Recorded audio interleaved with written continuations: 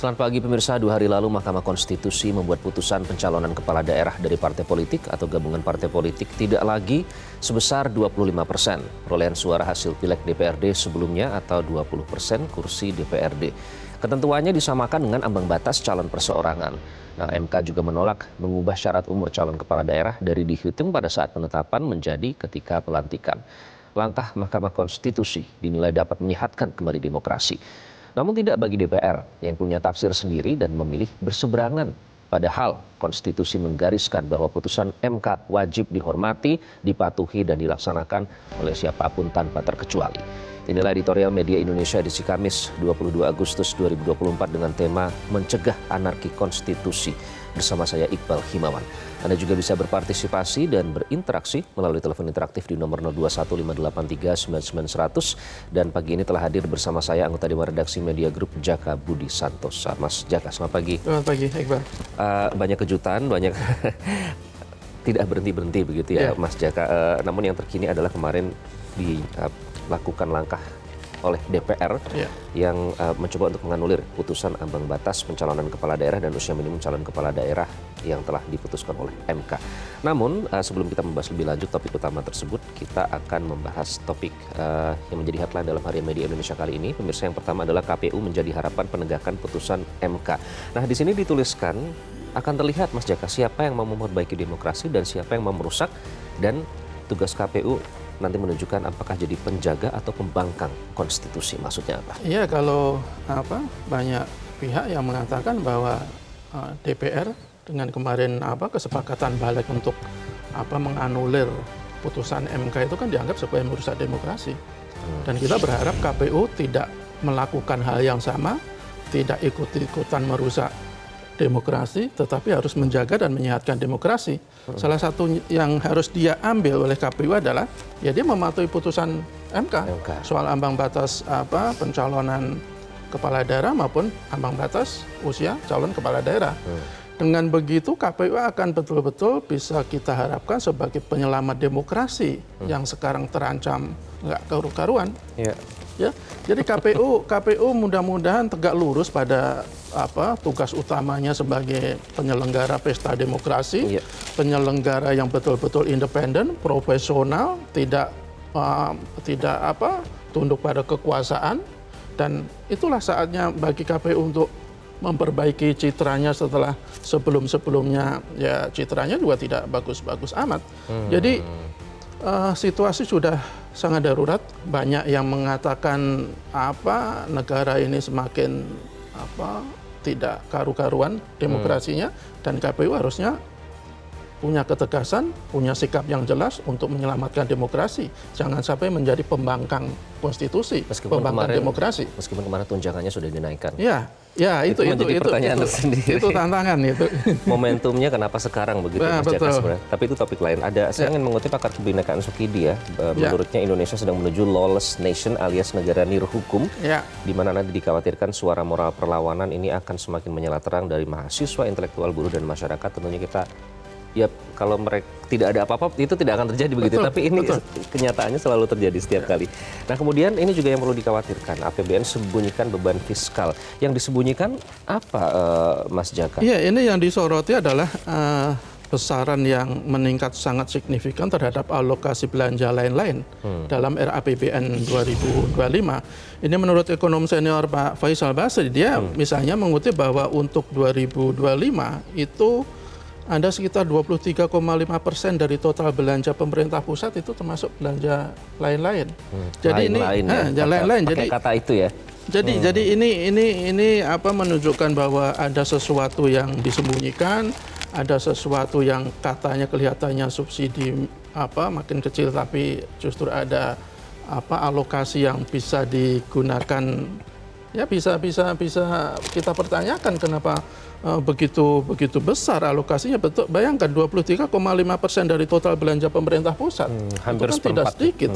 Padahal kalau kita lihat 2021 ini kan data cuma sekitar 4%. Kemudian 2022 17,7, kemudian 2023 turun lagi menjadi 10%, 2024 menjadi 13,9%, dan ini sekarang naiknya hampir 2 kali lipat. 23,5%. Iya, jadi ini yang disorot oleh para pengamat termasuk Pak Faisal Basri. Jadi pemerintah sepertinya dan harus segera menjelaskan apa seperti yang dia maksud belanja lain-lain ini, sehingga tidak menimbulkan kecurigaan, tidak menimbulkan sakwa-sangka, dan semuanya harus transparan, akuntabel, karena ini uangnya uang rakyat, bukan uang pemerintah. Betul, dan diduga sama Pak Faisal itu untuk membayar utang dan beban utang pemerintah. Which is kalau saya lihat angkanya agak shock ya, Mas Jaka, nilainya bakal mencapai 8,7 kuadriliun, udah pakai hitungan kuadriliun. Ya, untuk bunganya aja tahun depan kan sekitar 500 triliun. Ya, untuk bunganya, untuk membayar utang. Jadi ini harus tantangan pemerintah berikutnya untuk menjadikan APBN kita itu betul-betul transparan dan akuntabel, sehingga rakyat tidak merasa dibodohi, tidak merasa ditipu-tipu, dan ya kita berharap pemerintah ke depan jauh lebih baik, lebih transparan, lebih bisa kita andalkan. Oke, dan harus lebih berhati-hati penggunaan anggarannya. Kita juga berhati-hati sama Raja Jawa. Mas Jaka, kemarin disebut oleh Balila Hadalia ya, Ketua Umum Partai Golkar, katanya kalau kita tidak menaati Raja Jawa nanti bisa celaka kita. Nah, itu diungkapkan setelah menyatakan dukungan penuh kepada pemerintahan Prabowo Gibran. Maknanya apa, Mas Jaka? Ya, ini kan kata Pak Bahlil kemudian mengatakan ini sekedar bercanda ya. Tetapi kan candaan-candaan itu kan telanjur menimbulkan tafsir yang bermacam-macam di kalangan publik kan. Apakah Raja Jawa ini yang dia maksud Pak Jokowi, agar semua pihak, para politikus berhati-hati menghadapi Raja Jawa ini. Kalau tidak hati-hati, buktinya sudah ada ya sekian fakta kan, bahwa Raja Jawa ini cukup ampuh lah kata. Tapi ini kan multi tafsir yang ada di masyarakat. Kalau Pak Bahlil sendiri kan tidak menjelaskan secara rinci siapa yang dia maksud Raja Jawa. Tapi yang pasti kan Pak Bahlil sudah memastikan bahwa Partai Golkar yang dia pimpin kemudian itu kan akan memberikan dukungan penuh kepada pemerintahan Prabowo Gibran. Ini kan komitmen, janji yang dia sampaikan, dan sebenarnya janji ini bukan hal yang aneh, karena memang dari awal Pak Bahlil ini termasuk pendukung fanatik dan tim sukses yang meloloskan atau mengagulkan Pak Prabowo Gibran menuju pimpinan negara ini kan. Oke, yang agak aneh juga kalau misalnya memang mendukung pemerintahan, kenapa bukan atas nama rakyat, tapi kenapa atas takut kepada Raja Jawa gitu. Itu yang harus dipastikan ya. Dan itulah menjadi topik utama dalam headline Media Indonesia kali ini, pemirsa. Dan terkait dengan tema utama kita pada pagi hari ini, mencegah anarki konstitusi. Mas Jaka, kalau melihat media sosial, banyak yang mengupload video bahwa ini dalam keadaan darurat, negara ini dalam keadaan darurat. Nah, yang dikhawatirkan ada upaya-upaya untuk menarik mundur kembali. MK disebut sebenarnya sudah melakukan upaya untuk memperbaiki demokrasi, tapi ternyata DPR tidak demikian. Kenapa mengangkat isu ini, Mas? Ya, ini kan isu yang sangat penting. Ini isu yang sangat menentukan arah perjalanan bangsa kita ke depan. Arah demokrasi kita ke depan itu akan semakin mundur, akan membaik. Kalau kita lihat apa yang terjadi dalam 2 atau 3 hari belakangan tadinya kan publik sudah agak lega ketika MK itu membuat putusan yang sangat krusial, putusan yang harus kita katakan itu sangat menyehatkan demokrasi. Tetapi hanya berselang sehari, dua putusan itu dianulir oleh DPR. Paling tidak coba dianulir karena belum disahkan kan, kemarin baru disepakati. Dan yang kita persoalkan adalah sebenarnya kan putusan MK itu bersifat final dan mengikat. Final artinya tidak ada upaya hukum lagi untuk meninjau kecuali diajukan lagi ke MK. Mengikat buat siapapun, buat setiap warga negara, apakah itu presiden, apakah itu DPR, apakah itu rakyat biasa, itu harus patuh dan mentaati dan menjalankan putusan MK. Jadi sangat aneh bin ajaib bahkan ketika DPS justru menjadi pihak yang paling depan mengingkari putusan MK itu. Bahkan kalau kita lihat atau kita baca di media sosial, itu komentar publik itu kan betul-betul sudah itu menganggap ini sudah di luar batas. Ada yang menganggap putusan atau langkah ini sebagai sontoloyo misalnya. Bahkan ada yang menganggap ini sebagai pembangkangan konstitusi yang dilakukan oleh DPR. Ada pula yang menganggap ini adalah sebuah korupsi konstitusi dan korupsi demokrasi. Jadi saya pikir ini sebuah persoalan yang sangat serius, bukan persoalan konstitusional yang biasa saja seperti yang disampaikan Pak Jokowi. Ini persoalan yang sangat serius dan kita harus betul-betul memberikan perhatian super serius terhadap masalah ini. Oke, oleh karena itu kita mengangkat tema itu pada pagi hari ini. Yang dipertanyakan adalah jadi Dewan Perwakilan siapa begitu kalau suara rakyat terkesan tidak didengarkan begitu terkait dengan demokrasi ini. Nanti kita akan bahas lebih lanjut dan pemirsa kita langsung saja saksikan inilah editorial Media Indonesia mencegah anarki konstitusi.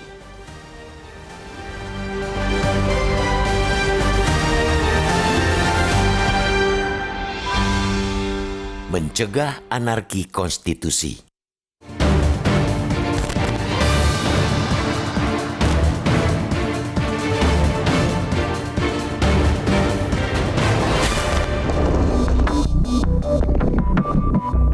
Langkah Mahkamah Konstitusi atau MK yang dinilai berbagai kalangan sebagai bagian untuk menyehatkan demokrasi ternyata tak disambut baik oleh semua pihak. Justru sebaliknya, ada lembaga tinggi negara yang punya tafsir sendiri, lantas memilih berseberangan. Padahal konstitusi menggariskan bahwa putusan MK wajib dihormati, dipatuhi, dan dilaksanakan oleh siapapun tanpa terkecuali. Lembaga yang bersimpang jalan dengan MK itu ialah DPR. Perbedaan terang dan gamblang mereka tunjukkan dalam menyikapi putusan terkait dengan ambang batas pencalonan kepala daerah dan usia minimal calon kepala daerah. 2 hari lalu, MK membuat putusan perihal 2 masalah itu. Untuk ambang batas, Majelis Hakim MK memutuskan bahwa pencalonan kepala daerah dari partai politik atau gabungan partai politik tidak lagi sebesar 25% perolehan suara hasil pileg DPRD sebelumnya atau 20% kursi DPRD. Ketentuannya disamakan dengan ambang batas calon perseorangan. MK juga menolak mengubah syarat umur calon kepala daerah dari dihitung saat penetapan menjadi ketika pelantikan. Perubahan ini sebelumnya diputuskan Mahkamah Agung dalam uji materi peraturan Komisi Pemilihan Umum atau KPU. Artinya, dengan putusan MK, usia paling rendah 30 tahun untuk calon gubernur dan calon wakil gubernur dan 25 tahun untuk calon bupati dan calon wakil bupati serta calon wali kota dan calon wakil wali kota dihitung pada saat penetapan calon, bukan saat pelantikan. 2 putusan itu menuai apresiasi. MK diapresiasi karena telah memulihkan marwahnya yang remuk setelah mengubah ketentuan batas usia calon wakil presiden yang melempangkan jalan bagi Gibran Rakabuming Raka menuju kursi wakil presiden. Putusan MK kali ini disambut seperti vitamin bagi demokrasi yang sedang kepayahan. Mereka yang berakal sehat rasanya mustahil untuk tak menyambut baik putusan itu. Akan tetapi, realitasnya tak semua satu frekuensi dengan MK. Padahal, sebagai penjaga konstitusi, putusan MK ialah konstitusi juga. Dalam rapat panitia kerja atau panja rancangan undang-undang pilkada kemarin, seluruh fraksi DPR kecuali PDIP punya tafsir sendiri, sikap sendiri. Untuk batas usia calon kepala daerah, mereka memilih mengikuti putusan MA. Untuk ambang batas pencalonan kepala daerah, mereka menyepakati putusan MK hanya berlaku untuk partai non-kursi DPRD, sedangkan bagi parpol pemilik kursi berlaku ketentuan lama. Begitulah situasi ketatanegaraan di Republik ini. MK yang membuat keputusan, DPR yang mengingkari. MK menghasilkan ketentuan, DPR coba-coba membuat tafsir sendiri. Sehatkah? Jelas tidak. Semua negara hanya bisa tertib jika semua orang menaati aturan. Aturannya, MK adalah lembaga paling tinggi yang oleh negara diberi hak dan kewenangan untuk menafsirkan undang-undang terhadap Undang-Undang Dasar 1945. Aturannya, setiap putusan MK bersifat final dan mengikat. Final berarti tidak ada lagi upaya hukum untuk mengujinya. Mengikat berarti semua anak bangsa wajib mematuhinya. Siapa dia? Apapun jabatannya, setinggi apapun kedudukannya, suka tidak suka, mau tidak mau, menguntungkan atau merugikan, tidak ada urusan. Aturannya, putusan MK adalah untuk dilaksanakan, bukan ditafsirkan sesuai kepentingan. Maka aneh, sangat aneh, jika ada lembaga negara lebih memilih menafsirkan lalu menolak mematuhi, bahkan berlawanan dengan putusan MK. Sikap seperti itu jelas merupakan preseden buruk, sangat buruk dalam kepatuhan terhadap hukum. Apa jadinya negeri ini jika mereka yang semestinya menjadi pelopor dalam memuliakan hukum malah menistakannya? Bagaimana nasib bangsa ini jika lembaga pilar demokrasi justru unjuk kekuasaan menghalangi upaya penguatan demokrasi? Kita berharap semoga kekacauan tidak terjadi.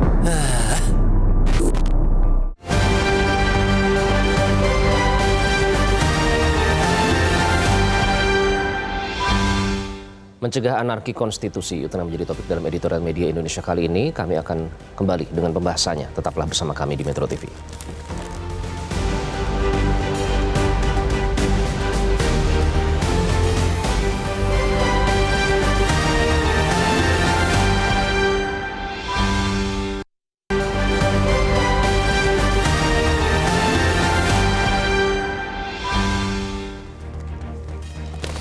Anda kembali di editorial media Indonesia. Pemirsa, mencegah anarki konstitusi telah menjadi topik dalam editorial pada hari ini. Kita langsung bergabung melalui sambungan telepon untuk membahas lebih lanjut dengan Atang Irawan, pakar hukum tata negara. Bung Atang, selamat pagi. Selamat pagi, Mas. Semoga selalu sehat. Bung Atang, saya ingin tanya dulu kalau dari konteks ketatanegaraan ya. Jadi sifatnya putusan MK ini bagaimana sih? Ya, sifat putusan MK ini ya erga omnes ya. Artinya pada saat dibacakan maka dia langsung bisa berlaku dan mengikat secara hukum. Kecuali memang MK dalam putusannya memberikan pengunduran misalnya ya, kayak kasusnya parliamentary threshold dia hanya berlaku 2029 misalnya mulai berlaku. Tapi sepanjang dia tidak memberikan pengunduran ya dia langsung mengikat pada saat dibacakan. Langsung mengikat. Artinya secara kekuatan hukum memang harus segera dilaksanakan ya? Ya, harus segera dilaksanakan. Bahkan tanpa harus diikuti oleh peraturan pelaksana atau perubahan undang-undang. Oke, jadi kalau Anda melihat upaya DPR yang mencoba untuk menafsirkan sendiri, lalu mengubah yang ada di dalamnya, bagaimana Anda memandang itu, Bung Atang? Ya, seharusnya memang putusan MK tidak ditafsir ya, tapi diakselerasi atau dilaksanakan gitu. Maka kalau itu terjadi ya dalam proses politik legislasi telah melakukan ketidakpatuhan terhadap putusan Mahkamah Konstitusi. Nah ini yang saya kira menjadi catatan buram dalam politik legislasi di Republik ini begitu. Ketidakpatuhan terhadap konstitusi. Nah kita lihat ada beberapa pihak yang terkait di sini, termasuk KPU yang nanti akan menjalankan terkait dengan hal ini. Kalau kita membandingkan dengan pada saat itu pelolosan Gibran sebagai wakil presiden dan dengan sekarang ada perbedaan perlakuan ya, Kang Atang. Pada saat itu tidak harus berkonsultasi, tidak harus RDP, tiba-tiba langsung dilaksanakan. Nah bagaimana Anda melihat yang saat ini, Kang Atang? Ya dengan putusan yang 90 ya pada saat proses kontestasi Pilpres. Nah, maka ini kan kalau kita bandingkan kan jadi menjadi tambah unik begitu loh. Dulu kan sebetulnya tidak harus ada perubahan terhadap undang-undang. Nah, sekarang misalnya putusan hari ini satu hari kemudian DPR melakukan pembahasan undang-undang dan mencoba melakukan harmonisasi ya. Kalau dalam politik legislasi kan sebetulnya melakukan harmonisasi ya. Tapi kemudian ada perbedaan makna dari putusan Mahkamah Konstitusi khususnya dalam pertimbangan Mahkamah Konstitusi yang diakselerasi dalam undang-undang yang kemarin dibahas ya. Oke, Kang Atang, seberapa serius sih kalau memang putusan MK ini mencoba untuk diutak-atik oleh DPR? Ya, kalau kita melihat dalam khususnya yang 70 ya, yang 70 ini kan dalam pertimbangan hukum Mahkamah Konstitusi juga memberikan catatan strategis saya kira, atau mewarning lah ya, bahwa kalau misalnya KPU tidak melaksanakan sebagaimana dalam putusan Mahkamah Konstitusi, maka Mahkamah Konstitusi itu dapat menyatakan pilkada itu tidak sah. Nah, kalau pilkada itu tidak sah, maka MK dapat membatalkan atau konsekuensinya dalam PHPU nanti setelah pencoblosan gitu ya. Itu bisa saja MK akan menyatakan harus PSU pemilihan ulang gitu. Karena ini juga terjadi kemarin pada saat pemilihan legislatif terkait dengan terkait dengan affirmative action 30% keterwakilan perempuan misalnya. Contoh di Gorontalo gitu ya, karena dianggap tidak memenuhi kuota perempuan caleg-calegnya, maka kemudian diulang pemilunya. Nah, ini kan yang saya kira menguras energi ya dalam proses demokrasi ini, khususnya masyarakat harus kembali nyoblos gitu ya. Dan kemudian juga peserta partai kan partai politik juga harus melakukan ya kampanye ulang begitu ya. Dalam konteks pencoblosan ini kan saya kira kurang bagus ya. Oke, jadi kalau melihat sifatnya final and binding, jadi yang dilakukan DPR kemarin itu dalam konteks ketatanegaraan bagaimana Kang Atang? Ya sebetulnya ini yang saya selalu mengatakan bahwa kalau misalnya dalam pembahasan RUU yang kemarin antara Presiden dan DPR kemudian berbeda dengan MK, khawatirnya ini kemudian memicu sengketa kewenangan lembaga negara. Kalau memicu sengketa kewenangan lembaga negara, gitu ya, kan MK juga yang berwenang menyelesaikan. Cuman kan MK nggak boleh menjadi pihak. Maka ini yang saya katakan akan berakibat pada kebuntuan secara konstitusional. Gitu. Nah, yang akhirnya yang terjadi adalah bukan lagi mekanisme yang diatur dalam konstitusi, tetapi melainkan pendekatan politisnya. Ini yang dulu sebetulnya pernah dikhawatirkan, maka salah satunya lahirlah Mahkamah Konstitusi sebagai guardian of constitution gitu. MK ini kan tugasnya menjaga dan mengawal konstitusi, sehingga bagaimana MK meyakinkan kepada seluruh rakyat konsistensi undang-undang terhadap undang-undang dasar ini menjadi bagian yang harus dipegang oleh seluruh penyelenggara negara termasuk warga negara dalam rangka ya pelaksanaan ketatanegaraan gitu Mas. Oke, nah kalau soal kedudukan hukum Kang Atang, sebenarnya kedudukan hukum dari putusan MK itu setara dengan apa sih? Bagaimana jika dibandingkan dengan produk yang dihasilkan oleh DPR? Apakah putusan MK setara dengan Undang-Undang Dasar, sementara DPR setara dengan Undang-Undang atau bagaimana Kang Atang? Karena dalam konteks ini adalah MK menguji undang-undang terhadap undang-undang dasar, sebetulnya produknya MK ini setara dengan undang-undang gitu. Meskipun misalnya dalam proses pembahasan kemarin kan MK ini negatif legislation katanya, bukan positive legislation. Hak konstitusional membentuk undang-undang itu adalah DPR, betul, tapi kan MK ini sebetulnya kamar penyeimbang. Kalau terjadi misalnya undang-undang itu tidak konsisten dengan undang-undang dasar, maka MK lah sebetulnya yang berwenang untuk melakukan pengawasan itu. Sehingga terjadi check and balance begitu. Dalam konteks politik legislasi khususnya pembentukan undang-undang.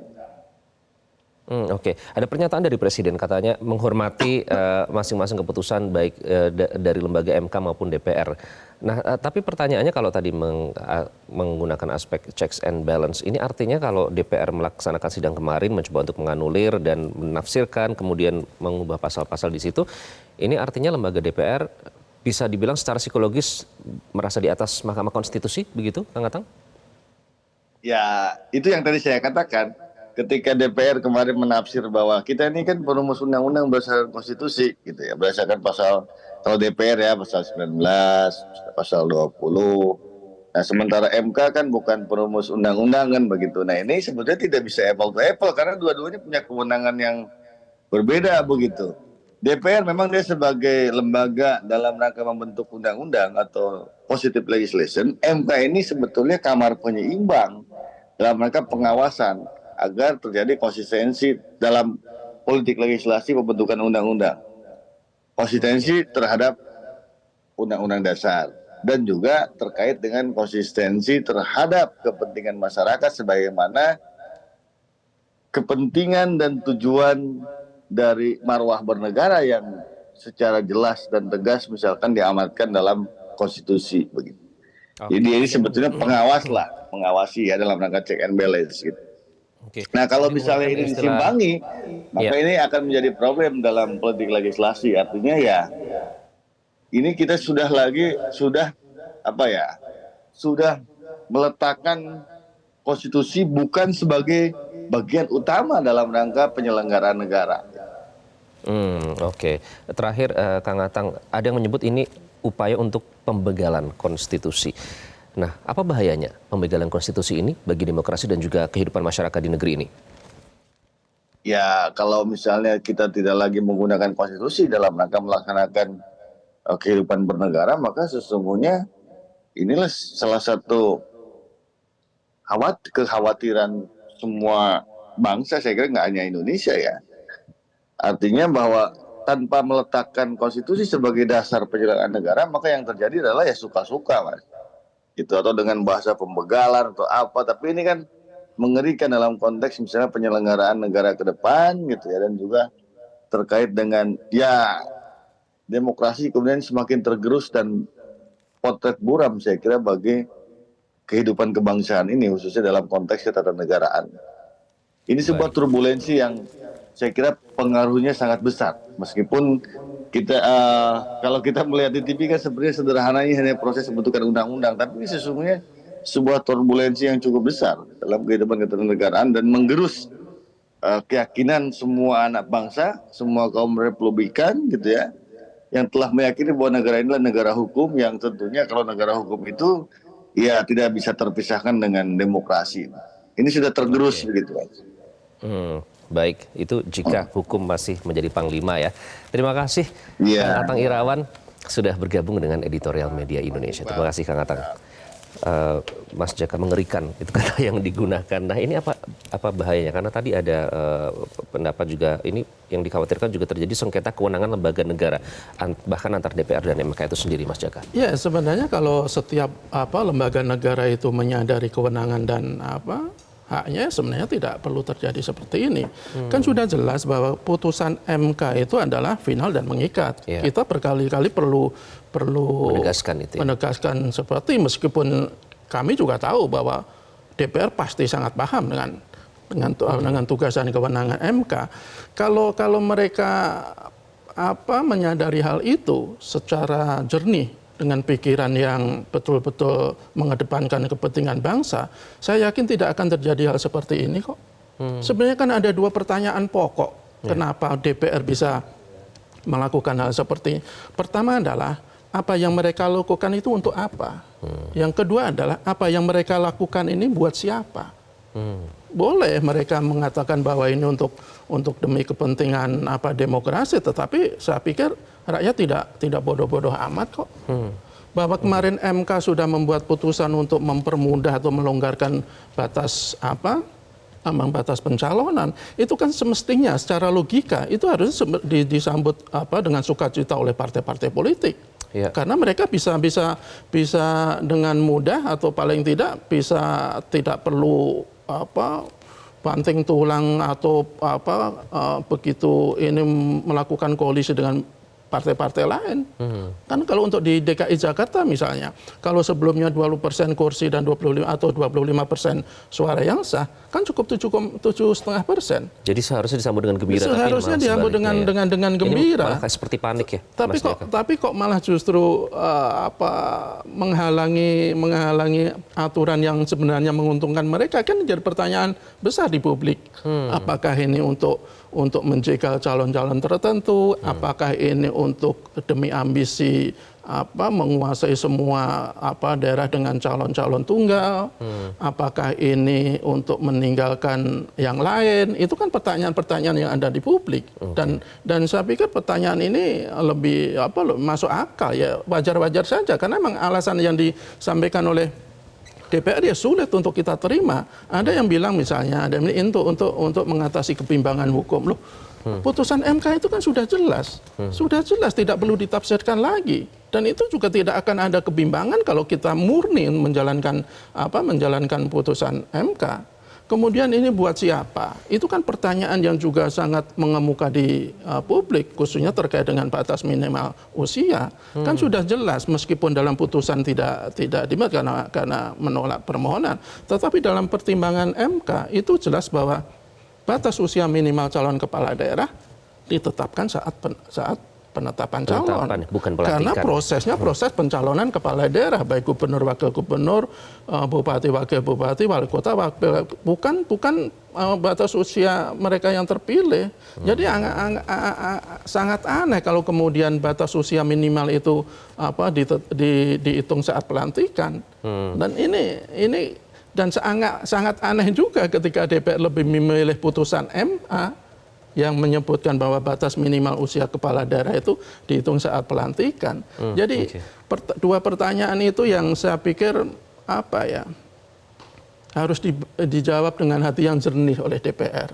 Jangan karena ada kepentingan tersendiri, ada kepentingan kelompok, ada kepentingan kekuasaan dan lain sehingga ya mengacaukan sistem ketatanegaraan kita. Lagi-lagi mereka wakil rakyat harusnya kan menyuarakan suara rakyat ya. Nah, termasuk kebimbangan hukum itu tadi. Jadi sebenarnya membuat bimbang sendiri begitu ya, Mas Jaka, karena sudah jelas final and binding begitu. Nah, soal itu nanti berlaku hanya untuk partai non parlemen. Bagaimana Anda melihat itu? Ya kalau di MK kan sudah jelas, itu berlaku untuk semua partai politik, baik yang dia mendapatkan kursi di DPRD maupun yang tidak. Karena ini untuk menyamakan dengan syarat-syarat yang ada di calon perseorangan. Jadi sebenarnya kalau kita sekali lagi kalau kita menyikapinya secara jernih, putusan MK itu sudah jelas kok. Tidak perlu ada kebimbangan, justru dengan putusan atau langkah dengan DPR ini justru kan akan ada kebimbangan, kebingungan termasuk di KPU nanti. Dia bingung apakah harus menjalankan putusan MK atau menjalankan putusan DPR. Ini yang justru membuat situasi semakin tidak menentu. Dan ini yang dalam editorial kita sebutnya ya kita harus mencegah anarki konstitusi seperti ini, kekacauan konstitusi seperti ini. Oke, karena menurut konstitusi seharusnya putusan MK itu wajib dihormati, dipatuhi, dilaksanakan oleh siapapun tanpa terkecuali. Jadi bahkan sebenarnya sidang kemarin itu tidak perlu ya, RDP itu tidak perlu ada karena harus dilaksanakan begitu ya. Iya, sekali lagi itu karena kalau kita berpikir jernih, kalau tidak ada kepentingan lain. Oke, baik. Nanti kita akan bahas lebih lanjut. Kita akan undang pemirsa karena keprihatinan ini juga banyak disuarakan oleh media sosial. Nanti kami undang Anda untuk bergabung melalui sambungan telepon pemirsa, namun kami harus jeda terlebih dahulu. Tetap bersama kami di Editorial Media Indonesia.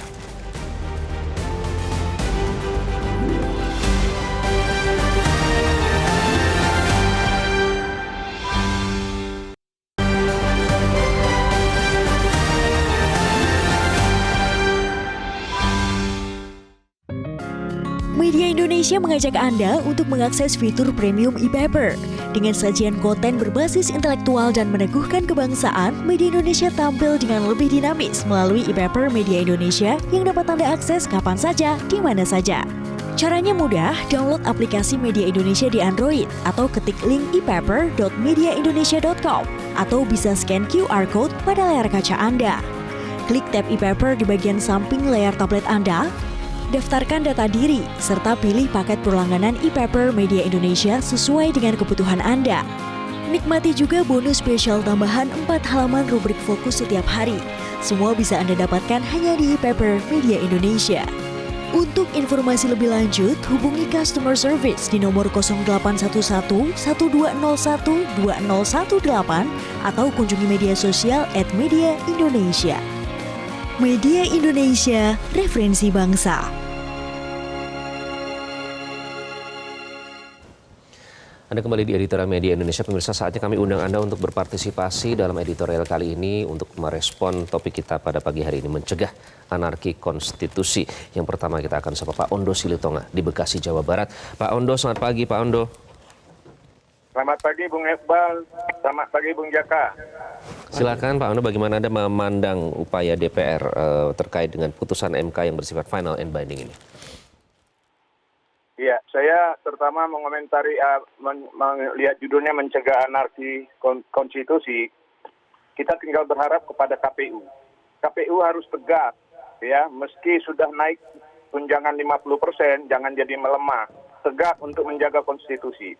Keputusan MK berdampak terlihatnya gaya tipe model orang atau institusi yang literasinya di bidang hukum masih rendah. Kasihan ya. Rapat begal kemarin, begal itu kalau ditaati jadi balik ya. Maksud saya bukan rapat begal tapi rapat balik. Rapat balik kemarin itu sangat miris saya mendengarnya. Karena apa? Bahwa balik meminta kita milih putusan MK atau MA. Loh, ini jadi pilihan-pilihan. Putusan MK nomor 6070 tidak melihat dukung partai apa, calon siapa, tapi general untuk semua partai dan untuk semua calon. Mari kita cerdas, jangan pilih-pilih untuk kepentingan pribadi atau untuk kepentingan kelompok. Aneh ya, putusan MK 90 banyak rakyat yang marah, tapi tetap dilaksanakan meski berakibat ketuanya diberhentikan. Sekarang putusan MK 6070 tidak banyak rakyat yang marah, tapi direncanakan untuk dikangkangi oleh legislatif. Ini tambah aneh lagi. Sang Presiden ketika putusan MK 90 minta kita harus hormat kepada keputusan MK. Sekarang beda lagi. Kita hormat kepada keputusan semua lembaga hukum. Nah dulu keputusan MK, sekarang keputusan semua lembaga hukum. Kaisang itu benar loh Mas Iqbal. Dia mengatakan tunggu kejutan Agustus. Nah ini kejutannya, hebat kan, dia tahu. Saya terkejut ada putusan MK. Saya terkejut DPR mengangkangi. Nanti hari ini kita akan terkejut lagi apa putusan rapat paripurna. Jadi kepada DPR saya mohon, kalian itu wakil rakyat. Tapi kenapa kalian menentang kehendak rakyat? Apa iya semua partai yang sepakat untuk mengangkangi putusan MK itu sedang sakit? Hati-hati loh, rakyat itu ada batasnya. Kalau DPR bisa merubah putusan MK atau menolak putusan MK, rakyat juga bisa menolak putusan DPR. Demikian, terima kasih. Oke, baik. Terima kasih Pak Ondo Silotangan dari Bekasi, Jawa Barat. Selanjutnya kita bergabung dengan Pak Edward dari Curug Bengkulu. Pak Edward, selamat pagi Pak Edward. Selamat pagi Metro TV. Jadi kita judulnya sangat baik ini ya, dengan arogansi terhadap konstitusi ya, mencegah. Jadi begini, masing-masing pihak, kalau kita lihat dasar hukumnya, mereka berdasarkan Undang-Undang Dasar 45 semua. DPR adalah satu-satunya menurut mereka badan yang berhak membuat undang-undang. MK adalah yang mengatasi perselisihan di antara badan dalam hal undang-undang. Semuanya berdasarkan Undang-Undang Dasar semua itu kalau mengacu. Tetapi hendaknya itulah. Sebelumnya harusnya berpikir dalam mengambil suatu keputusan. Jangan sampai membuat kericuhan maksud saya. MK memutuskan bahwa sekarang semua partai bisa mencalonkan dengan menurunkan batas ambang batasnya. Itu bagus. Tetapi jangan mengganggu yang lain, bakal membuat kerusuhan. Ini kan bakal kerusuhan. Kita lihat Undang-Undang Indonesia mengatakan masyarakat Indonesia itu dianggap dewasa. Laki-laki umur 18, wanita umur 20. Itu kalau Undang-Undang perkawinan. Kalau Undang-Undang kependudukan umur 17 tahun harus sudah punya KTP. Nah, kalau memang mau meratakan semua pihak bisa berpartisipasi dalam pilkada apa, ya biarkanlah umur, jangan bikin kerusuhan. Ini kan MK-nya yang bikin kerusuhan. Mestinya MK itu orang manusia yang setengah dewa, yang memikirkan jangan sampai ada kerusuhan. Dengan keputusan ini kan jadi kerusuhan. Masing-masing pihak punya dasar. Nah sekarang kita tinggal bagaimana rakyat cerdas-cerdaslah memilih, berpikir. Saya bilang keputusan mana yang benar. Jangan sampai MK itu cuma untuk menebus dosa karena ada kesalahan yang lalu. Sekarang membuat keputusan yang kontroversial yang bikin negara ini kacau balau, bikin negara ini gaduh. Kita sesalkan dengan MK ini sebenarnya. Mestinya kalau memang mau dibebaskan, partai bebas mengusulkan, biarkan rakyat. Belum tentu menang siapa yang mencalon kok. Rakyat yang milih, kenapa harus takut? Ini cuma ketakutan-ketakutan saja ini yang bikin kekacauan. Terima kasih Pak Edward dari Curug Bengkulu atas pendapatnya. Pendapat yang cukup berbeda hari ini. Kita akan sapa penelpon berikutnya, ada Pak Yohanes di Tenggarong, Kalimantan Timur. Pak Yohanes, selamat pagi Pak Yohanes. Iya, selamat pagi Metro TV dan pemirsa di seluruh tanah air ya.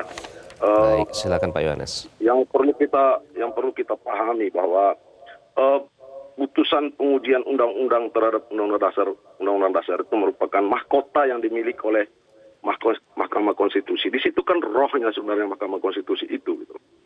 Dan apa yang diputuskan oleh MK kemarin, putusan 60 dan 70 itu kan bukan karena ada inisiatif dari MK, tetapi karena ada usulan pengujian terhadap syarat pencalonan partai politik untuk mengusung calon. Dan keputusannya pun saya pikir sangat proporsional, di mana partai-partai politik ini diberikan kesempatan ruang terbuka untuk mengusung calonnya sendiri. Ini sangat proporsional gitu. Dan kita tahu bahwa sifat keputusan MK itu adalah final dan binding, mengikat. Nah, kenapa pertanyaan kita, kenapa ini menjadi progresif sekali di lembaga legislatif? Sebenarnya menunggulah KPU berkonsultasi ke sana untuk melaksanakan keputusan ini. Tetapi ini sepertinya buru-buru sekali sebelum tahap konsultasi KPU itu DPR melalui baleknya itu progresif untuk membahas hal ini. Ini kan pertanyaan besar. Ini kepentingan siapa yang mereka mau bahas ini gitu. Nah, jauh daripada itu sebenarnya untuk mencegah anarki ini ada suatu sikap tegas dari pemerintah sebenarnya. Dia berada di posisi yang mana gitu loh. Seperti Presiden menanggapi keputusan MK pada saat Capres lalu. Dia mengatakan menghormati keputusan MK. Kenapa untuk keputusan saat ini dalam Rapimnas Golkar kemarin dia justru menghormati MK, menghormati legislatif. Ini kan abu-abu. Ya. Ini ada standar apa? ganda ya Pak Yohanes ya. Seperti ini. Nah, dalam situasi seperti ini, Mas, saya berpendapat bahwa Presiden harus memiliki sikap yang tegas, pandangan atau pendapat yang tegas. Baik. Dia berada di posisi yang mana? Sehingga rakyat tidak dibingungkan dan rakyat tidak dibiarkan untuk selalu berdebat, akhirnya tidak ada ujungnya. Oke. Baik, terima kasih Pak Yohanes dari Tenggarong, Kalimantan Timur sudah bergabung dengan Editorial Media Indonesia. Mas Jaka, nanti kita akan bahas ada pro, ada kontra, namun kami akan jeda terlebih dahulu. Kami akan kembali, tetaplah bersama kami di Editorial Media Indonesia.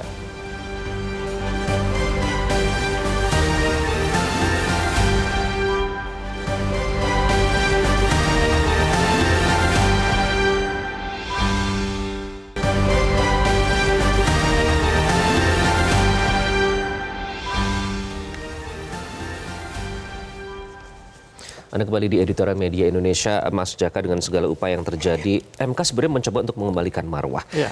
Tapi ternyata justru dicoba untuk dianulir oleh DPR. Jadi sikap Presiden dalam hal ini kepala negara seharusnya seperti apa menyikapi? Ya, sebenarnya kan persoalan ini kan pertama ya karena di balak DPR yang dia berusaha menafsirkan sendiri putusan MK, padahal putusan MK itu tidak untuk ditafsirkan, tapi dilaksanakan. Dan juga pemerintah dan Presiden. Karena kalau kita lihat kemarin kan wakil pemerintah juga menyepakati adanya dua pasal itu yang berseberangan dengan MK kan. Kalau umpamanya Presiden itu bersikap negarawan misalnya, semestinya ya dia mematuhi undang-undang yang ada, mematuhi ketentuan yang ada bahwa putusan MK itu final dan mengikat.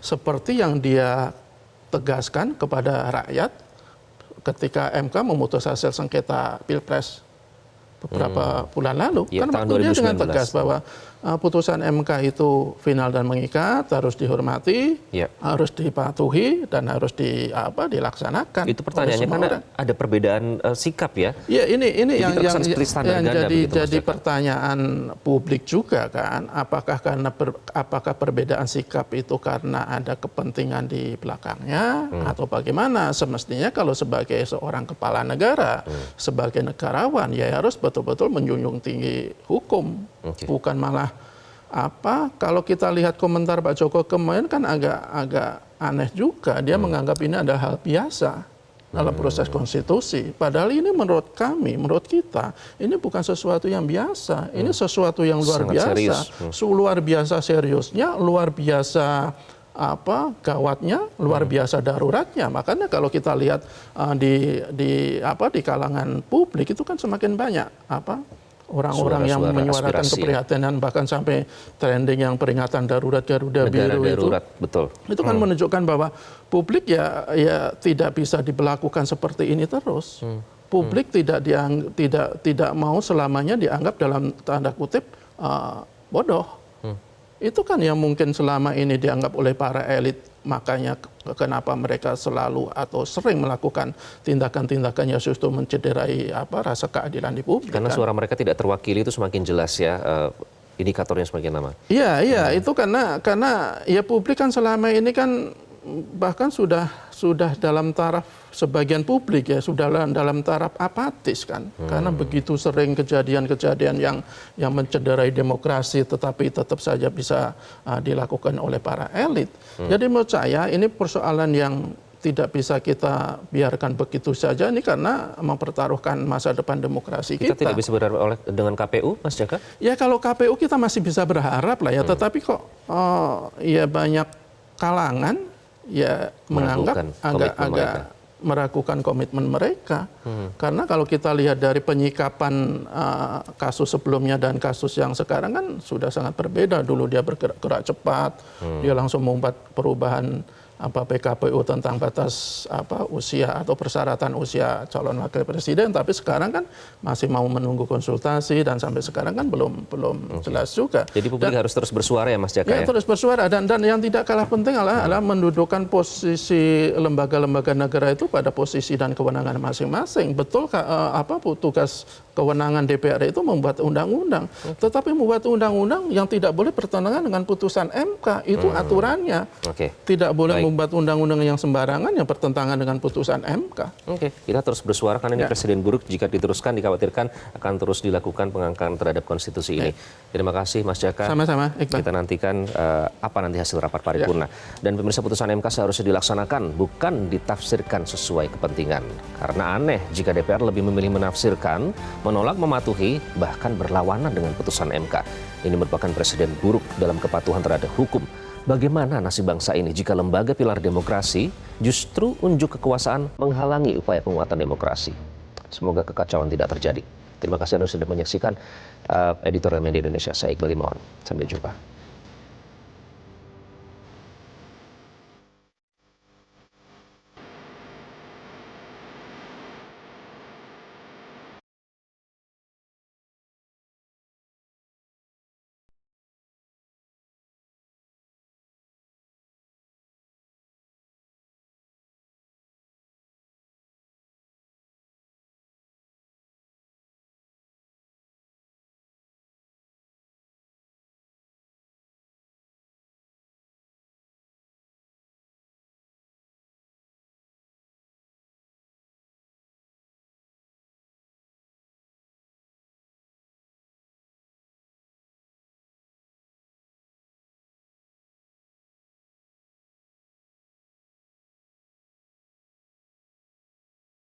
Jelajahi cara baru mendapatkan informasi. Download Metro TV Extend sekarang.